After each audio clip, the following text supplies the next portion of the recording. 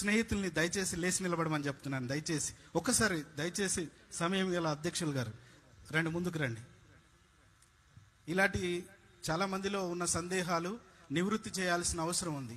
ప్రవీణ్ పగడాల గారు 24 సంవత్సరాల నుంచి మీకు తెలుసు కాబట్టి ఎప్పుడైనా మద్యం షాపులోకి వెళ్ళడం కానీ తాగడం కానీ మీరు చూసారా? లేదు లేదు. అందరికీ డౌట్, ముఖ్యంగా యువతకి.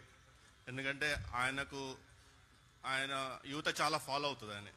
వాళ్ళకు బాధ, మా అన్న ఇలా అంటాడు అనుకని. నేను 10 సంవత్సరాలు రాత్రనక పగలనక కొన్ని వేల కిలోమీటర్లు ప్రయాణం చేశాము. ముగ్గురం ఒకే కారులో వెళ్ళే వాళ్ళం, రోడ్డు మీద పడుకునే వాళ్ళం కొన్నిసార్లు. ఏ రోజు కూడా మేము ఆ వ్యక్తిని ఆ విధంగా చూడలేదు. ఆ 10 గంటల సీసీటీవీ ఫుటేజ్ మా వాడు కాదు. ఏ విధంగా చెప్తున్నా అంటే, ఒకవేళ ల్యాబొరేటరీ నుంచి ప్రవీణే అని చెప్పినా కానీ మేము నమ్మము. అది పచ్చి తాగుబోతు కూడా ఆ విధంగా అన్ని రకాలుగా తాగడండి. సస్తానికి తాగినట్టుంది అదేదో. అంత ఎంఎల్ ఇథైల్ ఆల్కహాల్ శరీరంలో వెళ్ళిన అతను డయాబెటిక్. చాలా మందికి తెలియదు అతను డయాబెటిక్ అని. మనిషి బతకడు అంత తాగితే.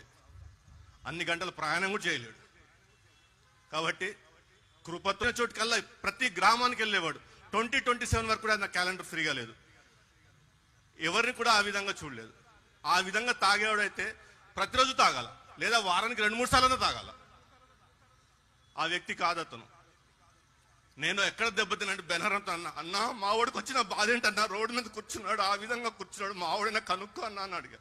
విజయవాడలో ఫుటేజ్, అది నా గుండె ఎట్లా అంటే కుల్లబొడుస్తుంది. ఇట్లా కూర్చొని ఏదో కోల్పోయినట్టు కృంగిపోయిన వ్యక్తిని ఇంతవరకు చూడలేదు.